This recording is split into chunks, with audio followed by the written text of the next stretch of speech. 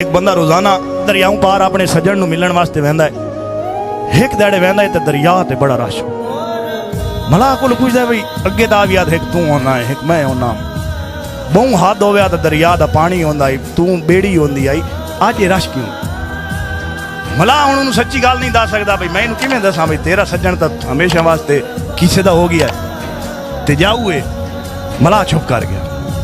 बात मला अनुवाद है बड़ी मुद्दत तो बाद मुसाफिरां दा है गरम बाजार आज खैर ता है। बड़ी मुद्दत तो बाद मुसाफिरां दा है गरम बाजार आज खैर ता है। रुत दुल्हन वांगू सज गई है एडा हार सिंगार आज खैर ता है। मला चुप होंदा ना तो मला अनुवाद है तेरी चुप मशकूक ते बुझ दे ना चुप विच मार आज खैर ता है। क्यों भीड़ है काविश पतना ते दरिया तू पार आज खैर ते।